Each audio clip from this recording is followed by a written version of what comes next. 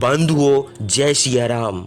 बंधुओं, आज जो हम पौराणिक कथा लेकर आए हैं यह बड़ी ही मनोरंजक है कि आखिर वानर राज बाली और सुग्रीव का जन्म कैसे हुआ था और उनकी माता कौन थीं और महाराज बाली किष्किंधा के राजा कैसे बन गए थे। कथा बड़ी रोचक है, इसे पूरी अंत तक जरूर सुने।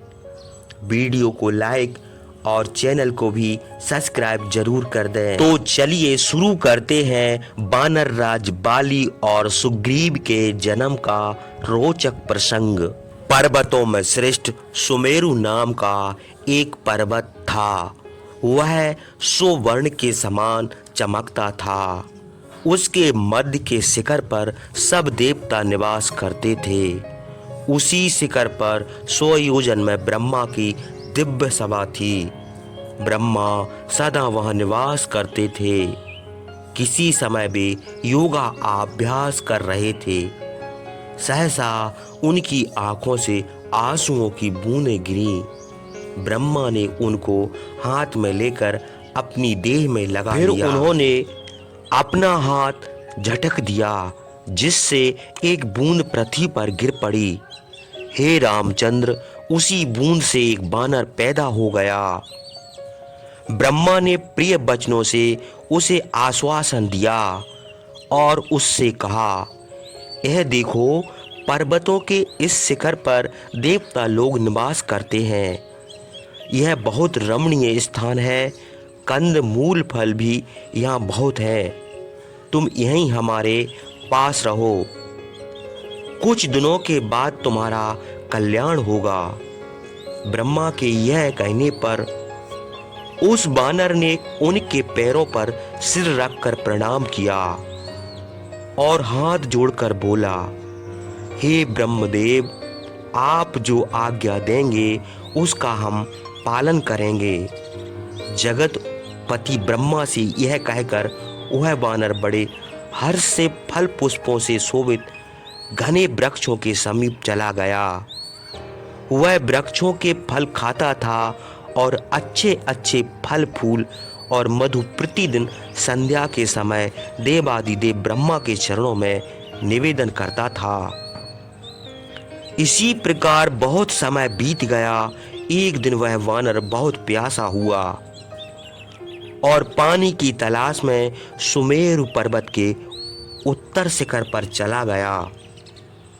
वहां एक निर्मल सरोवर था। उसमें अनेक प्रकार के पक्षी बोलते थे। वह पानी पीने के लिए जब उस सरोवर के तट पर पहुंचा तो अपनी परछाई जल में देखकर सोचने लगा, इस जल के भीतर यह हमारा शत्रु कौन रहता है। फिर उसने बड़े ध्यान से परछाई की ओर देखा और कहने लगा कि यह दुष्ट बड़े क्रोध से हमारी ओर देखता है और हमारा अपमान कर रहा है। मैं इस मूर्ख को मार डालूंगा और इसके घर का विनाश कर दूंगा। यह कहकर वह अपने चपल स्वभाव बस उस तालाब में कूद पड़ा। हे रामचंद्र, उसके बाद जब वह जल से बाहर आया तब उसका स्वरूप स्त्री का हो गया। उसका रूप बड़ा ही मनोहर था। उसकी जांघें मोटी, भौहें बहुत सुंदर, केस बहुत काले, मोटे स्तन और सुंदर मुस्कान थी। वह सुंदरी उस सरोवर के तट पर खड़ी हो गई। वह पद्म रहित लक्ष्मी के समान, चंद्रमा की निर्मल प्रभा के समान, रूप और लावण्य में पर्वतों के समान थी। उसी समय इंद्र ब्रह्मा के पास आए थे। वहां से जब लौटे तो उस स्त्री पर उनकी दृष्टि पड़ी। सूर्य भी भ्रमण करते हुए वहां आए और उन्होंने भी उस स्त्री को देखा। वे दोनों देवता काम के बस हो गए। उनके सबंग फड़कने लगे और सांप की तरह सांस छोड़ने लगे। उसका अद्भुत रूप देखकर उनका धैर्य छूट गया। इंद्र का वीर्य स्वखलित होकर उसके सिर पर गिर पड़ा। उनके वीर्य से उस स्त्री ने एक बानर उत्पन्न किया। इंद्र का वीर्य उसके बालों में गिरा था, इसलिए उस पुत्र का नाम बाली हुआ। सूर्य भी उसे देखकर काम के बस हुए। उनका वीर्य उसकी ग्रीवा पर गिरा था। उन्होंने उस स्त्री से कुछ भी नहीं कहा। वीर्य के स्वखलित हो जाने पर उनकी भी काम पीड़ा शांत हो गई। उस वीर्य से सुग्रीव का जन्म हुआ।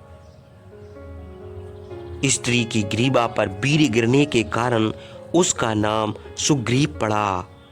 इंद्र ने बाली को स्वर्ण की माला दी। उसमें सब गुण थे और कभी नष्ट नहीं होती थी। सूर्य ने अपने पुत्र के सब कामों में सहायता देने के लिए हनुमान को उसके पास नियुक्त किया। फिर वे दोनों देवता अपने अपने स्थान को चले गए। हे रामचंद्र, उसके बाद ऋक्षराजा फिर पुरुष रूप को प्राप्त हो गया। अपने पुत्रों को अमृत के समान स्वादिष्ट फल और मधु खाने पीने को दिया। फिर उसको लेकर ब्रह्मा के पास गया। ब्रह्मा ने उसे आश्वासन देकर एक दूत को बुलाकर आज्ञा दी कि तुम इनको किष्किंधापुरी को ले जाओ। वहाँ बहुत रमणीय स्थान है। वहाँ बहुत से बानर के यूथ रहते हैं। हमारी आज्ञा से विश्वकर्मा ने उसे बनाया है। वह चारों वर्ण के मनुष्य निवास करते हैं। बहुत अच्छा बाजार है, व्यवसाय खूब होता है। अनेक प्रकार के रत्न है और काम रूपी बानर निवास करते हैं। वहां सब बानरों को बुलाकर सबके सामने सम्मान पूर्वक राज सिंहासन पर बैठाकर इनका अभिषेक करो। ऋक्षराजा बहुत बुद्धिमान और प्रभावशाली हैं। इनके प्रभाव से सब बानर इनके अनुगामी रहेंगे। ब्रह्मा की आज्ञा से वह दूत उनको लेकर वायु के समान वेग से किष्किंधा को आया और विधि पूर्वक ऋक्षराजा का अभिषेक किया। वे पृथ्वी भर के बानरों के शासक हुए। वही ऋक्षराजा बाली और सुग्रीव के पिता हैं और माता भी वही है। हे रामचंद्र, वाली और सुग्रीव की उत्पत्ति का यह वृतांत विस्तार पूर्वक आपसे मैंने कहा। आपका कल्याण हो। इसे जो पढ़े या सुनेगा उसका मन प्रसन्न होगा और उसके सब कार्य सिद्ध होंगे। यह पौराणिक दिव्य कथा सुनकर भाइयों के साथ भी रामचंद्र को बड़ा विस्मय हुआ।